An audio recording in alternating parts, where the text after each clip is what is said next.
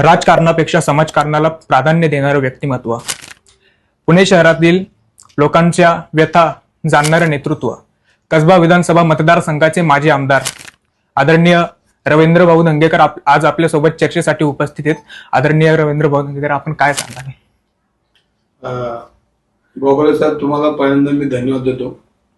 तुम्ही विचार आणि सत्ता हे चॅनेल आज उद्घाटन करताय. आणि आपण बघितलं तर समाजामध्ये खऱ्या अर्थाने चांगला आणि वाईट आरसा दाखवण्याचं काम एक पत्रकार करत असतो. आणि त्या माध्यमातून आज तुम्ही समाजापुढं आलात आणि समाजातील ज्या काही चांगल्या वाईट गोष्टी त्या समाजापुढं आणण्याचं काम तुम्हाला करायचंय. आणि खऱ्या अर्थानं सामाजिक कार्य तुम्हालाच करावं लागणार आहे. हो, हल्लीच्या काळामध्ये आपण बघितलं असेल की ह्या सगळ्या राजकीय आणि सामाजिक यंत्रणेमध्ये चुकीच्या लोकांचा असलेला वावर आणि त्याच्यामुळे समाजामध्ये असणारी धुळी ही खरं मिटवण्याचं काम तुमच्यासारख्या युवकांना आणि नवीन चॅनेलला करायचं आहे. कारण प्रस्थापित जी लोक आहेत ती चुकीच्या पद्धतीने काम करताना काही आपल्याला आढळून येतात. तर त्याच्यावर मारा करून आपल्याला एक उंचीवर नेण्याचं काम या विचारसत्तेच्या माध्यमातून. आणि म्हणूनच मी खरं तर विचारसत्तेला हे विचारसत्ता म्हणून नाव दिलेलं आहे. सर्वप्रथम तुमची राजकीय कारकीर्द कधीपासून चालू झाली? नाही, तसं म्हणायला गेलं तर वयाच्या मी 16व्या-17व्या वर्षी एक सामाजिक काम करण्याचं मनातनच, म्हणजे असं काही ठरवून नव्हतं झालं, पण एक काम करता करता कधी ह्यामध्ये येऊन गेलो मलाच कळलं नाही. पण एक समाजातील काही लोकांना मदत करणं, त्यांच्या सुखदुःखाला हजर झालं आणि जेणेकरून ज्यांना न्याय मिळत नाही किंवा जी काय अडचणी त्यांना त्यांच्या पाठीची ठाम उभं राहणं, ते राहता राहता मी माझा मोठा प्रवास झाला. आजपर्यंतच्या राजकारणामध्ये तुमच्यावरती सगळ्यात चांगला प्रभाव कुणाचा आहे? नाही, आता आपण बघितलं असेल, आम्ही पूर्वीपासून तसं तर शिवसेनेपासून काम केलं आणि शिवसेना प्रमुख असतील, शरद पवार साहेब असतील, सगळी मोठी लोक आपल्या महाराष्ट्रात काम करताना बघितलं आपण. आणि तसं वारसा तर शाहू फुले आंबेडकर विचाराचा वारसा आहे, छत्रपतींचा वारसा आहे, जिजामातेंचा वारसा, आणि सगळ्या वारसाचं आपण त्यांची आपण परिवार आहे. त्यांनी आपल्याला घडवलं, त्यांनी आपल्याला इतिहास दिला, त्यांनी आपल्याला सगळंच काय दिल्यामुळे आपण त्यांचाच वारसा सगळ्यांचा आपल्याला त्यांच्या वारसात आपण काय तेवढं काम नाही करू शकणार, पण एक त्यांचे विचार कमीत कमी काहीतरी अंगीकरण केलं, तेवढं त्यातच आपण काम केलं. ह्या पुण्याच्या शहराच्या राजकारणामध्ये तुमचा राजकीय प्रतिस्पर्धी कोण आहे असं तुम्हाला वाटतंय? तुम्हाला बघितलं तर माझा राजकीय प्रतिस्पर्धी मीच आहे.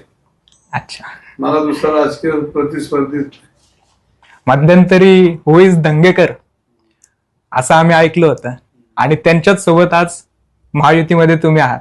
त्यांच्यासोबत काही संपर्क होतो का? नाही, विषय राजकारणामध्ये आपण बघितलं असेल तर जे काय चाललंय त्यावर मी कधीतरी सविस्तर आता काही ही बोलायची वेळ नाही.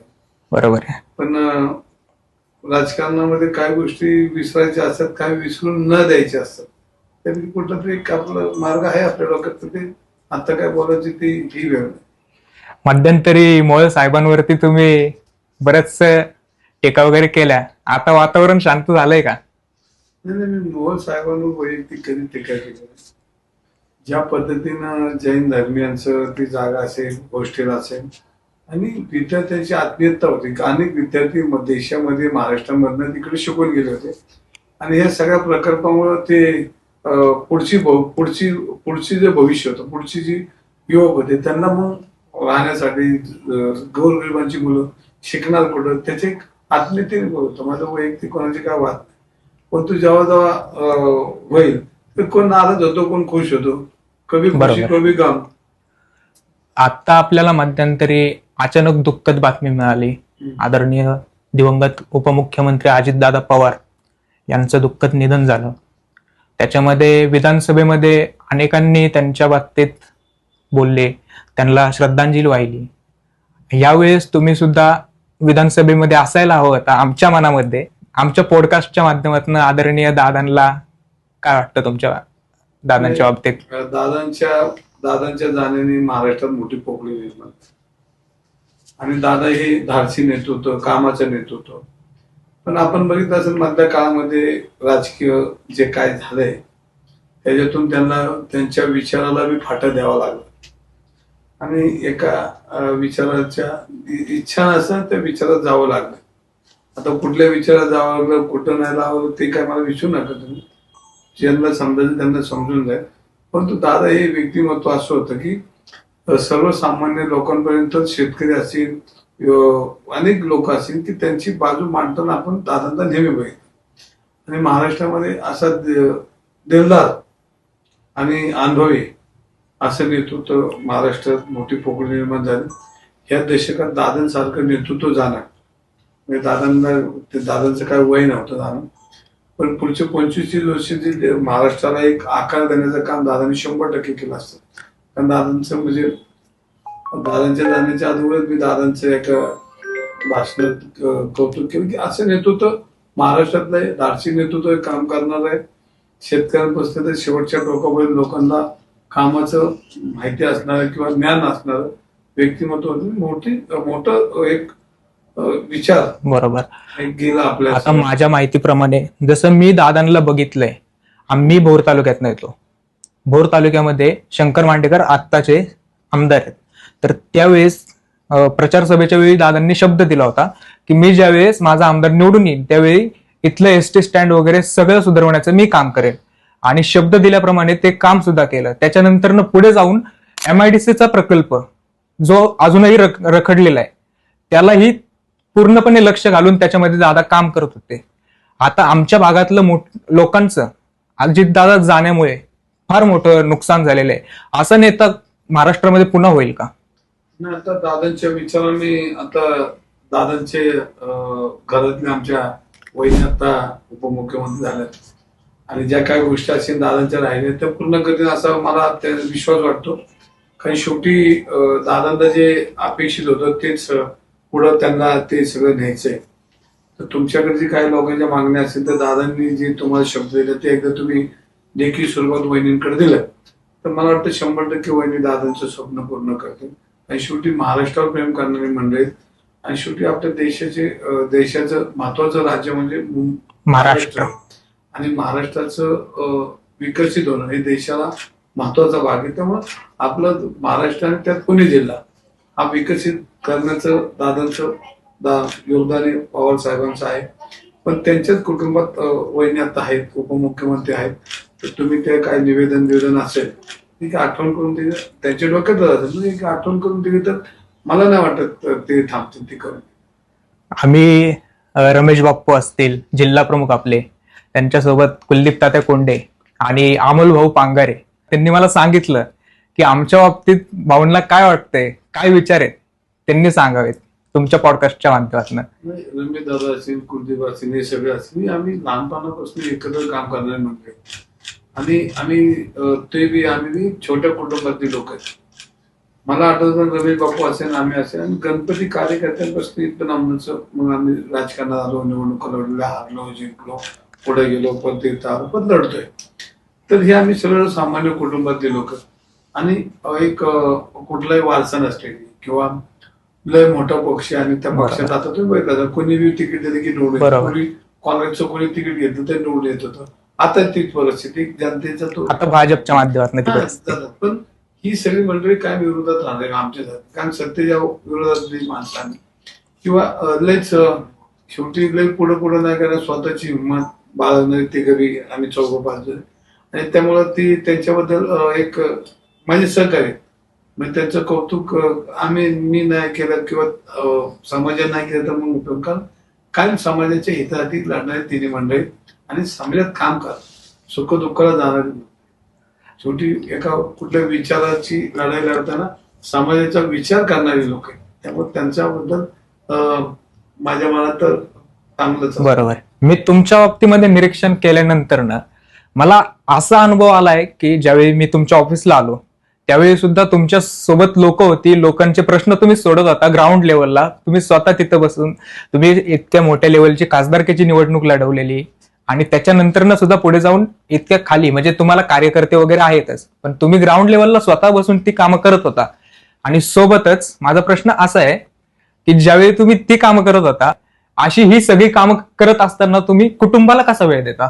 नाही तर कुटुंबाला तर एवढंच वेळ द्यायला लागलो, पूर्वी वेळ देता आला नाही. आणि मग त्याचं आता शेवटी एका कुठल्या तरी लढाईमध्ये आपल्याला लढत असताना संघर्ष असतो आणि संघर्षामध्ये फुलं टाकणारी लोक असतात, तशी दगड मारणारी मी लोक असतात. हो, पण फुलं टाकणारी लोकांचं ते सुगंध लवकर येत नाही, दगड लवकर बसतो, लवकर कोच पडते. आणि ती कोच आपली अनेक वेळा कोच पडलाय, परत आपण दवाखाना पट्टी बांधून आपण लढलोय. बरोबर. त्यामुळे थोडं घरच्यांना आपल्या थोडा त्रास झाला, तो अजूनही होतो, उद्या बी होणार आहे. त्यामुळे तुम्ही एका लढाई लढत असताना हे सगळं सहन करत असतात. आजपर्यंतच्या राजकीय कारकिर्दीमध्ये तुमच्या अनुभवाप्रमाणे असा एखादा क्षण की जो कधीच विसरता येणार नाही? ना आयुष्यात बघा, तुम्हाला सांगतो, रोज एक क्षण असा असतो की आपण राजकारण करताना काय भावनिक राजकारण करतो. की भावनिक म्हणजे त्याचा अर्थ असा आहे की समाजाचं दुःख आपलं दुःख समजून आपण, बरोबर. मग सुखाचं असो दुःखाचं असो, ते आपलं दुःख समजून आपण करतो. त्यामुळे रोज एक शिकायला मिळतं. 30 वर्षात रोज एक दिवस, रोज एक मला वेगवेगळं शिकायला, रोज माणसं वाचायला मिळतात, माणसं बघायला मिळतात. आणि हे सगळं रोजचं क्षण आनंदाचा सण. दुःख झालं तर तो आनंदाचा समजा, बरोबर. हे दुःख सहन करण्याची परमेश्वर आपल्याला ताकद होतो. बरोबर. आणि मग प्रत्येक अनुभव हा आपल्या दृष्टीने हा चॅलेंज, म्हणजे तो चॅलेंज स्वीकारून पुढे जातो. तुम्ही राजसाहेबांसोबत सुद्धा काम केलं बरेच वर्ष. आजचे राजसाहेबांसोबतचे कॉन्टॅक्ट कसे आहेत तुमचे? मी राजकारणामध्ये तुम्हाला सांगतो, मी वैयक्तिक कधीच कोणावर टीका करत नाही. माझे कोणाचं वाईट नाही, पण शेवटी तुम्हाला समाजात काम करताना कुठलं तरी हातामध्ये पद लागतं. काय राजकीय आता परिस्थिती बिघडली नाही तर काँग्रेसमध्ये मी होतो आणि काँग्रेस झालो, शिवसेना झाली, मनसे.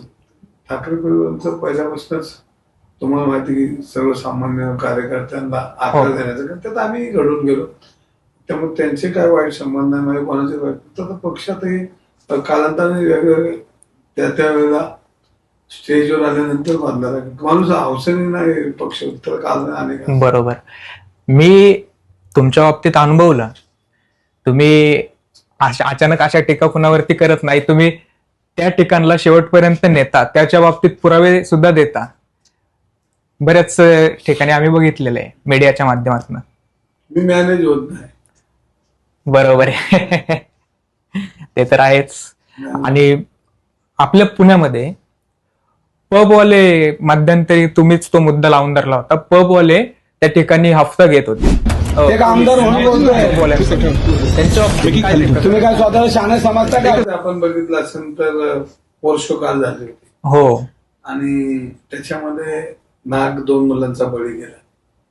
आणि त्याच्यामध्ये बलाढ्य लोक ज्या पद्धतीने सिस्टीम मध्ये चुकीच्या पद्धतीने वावर करून हे सगळं प्रकरण जे का त्याच्यात हस्तक्षेप करून रक्तगट बदलणं बसणं, तर सगळ्याच गोष्टी आपण पाहिजे. ते शेवटी आपण एक लोकप्रतिनिधी असताना जर आपण ग बसलो हो, किंवा समाजाला न्याय देऊ नाही शकतो, पद आज आणि उद्या नाही. बरोबर. जेव्हा आहे तो पण आपण त्या पदाला न्याय द्यायचं काम करण्याचा प्रयत्न केला आणि पब संस्कृती थांबावी ही माझी आजही आणि उद्या इच्छा. पण आता ही सिस्टीम तुम्हाला माहिती, एकटं दंगेकर किती राहणार. बरोबर. त्यासाठी तुमच्या विचाराने सत्ता पाहिजे. बरोबर 100% असणार आहे आणि त्याच्यासाठी तुमचा सपोर्ट सुद्धा लागणारच आहे. त्याच्यामध्ये बऱ्याचदा आपल्याला माहिती आहे की पुण्याचा विकास तुमच्या माध्यमातून तर झालाच.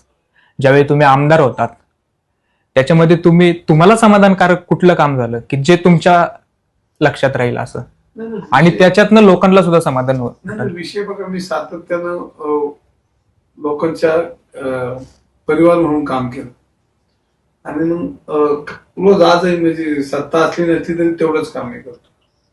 आणि सिस्टीम मध्ये शेवटी तुम्हाला माहिती, सिस्टीम मध्ये सत्तेत लय कमी लोकांची काम असतात. बरोबर. एक व्यापाऱ्यांची तरी असतात, नंतर लुटाऱ्यांची तरी असतात. सर्वसामान्य माणसाचं काम ते छोटं असतं. मी एकनाथ शिंदे साहेबांची एक बाईट ऐकली ज्यावेळी तुम्ही सेनेमध्ये प्रवेश केलात, त्याच वेळेसची ती बाईट आहे. त्यावेळी ते म्हटले, आता दंगेकर आमच्याकडे आलेत, आता लोकांना कळेल हु इज दंगेकर. त्यांनी शिंदे साहेब तशी ताकद देणारा नेता आहे. आपण बघितलं असेल की महाराष्ट्रात काम करताना शेवटी एवढ्या एका विचाराने ते काम करतात आणि त्यांचं खऱ्या अर्थानं अभिनंदन यासाठी करावं लागेल की परवा ते आमच्या वाघमारे त्यांना लोकसभेला त्यांनी पाठवलं, त्यांना माहिती नव्हतं. म्हणजे एक तळागाळातल्या लोकांना, आणि ते नेहमी मानतात की हा कार्यकर्त्यांचा पक्ष आहे. आणि त्यांनी उदाहरण दिलं की कार्यकर्ते ज्यांना माहित नाही ते खासदार केलं त्यांनी. बरोबर. म्हणजे मोठं काम त्यांनी या महाराष्ट्रात केलं आणि सगळ्यांमध्ये मेसेज गेला की कार्यकर्त्यांना या ठिकाणी न्याय मिळतो. बरोबर. धन्यवाद. तुम्ही एवढं मोठं व्यक्तिमत्व असताना सुद्धा आमच्या पहिल्या पॉडकास्टला उपस्थित राहिला आणि पुढील तुमच्या राजकीय कारकिर्दीमध्ये सुद्धा तुम्हाला शुभेच्छा.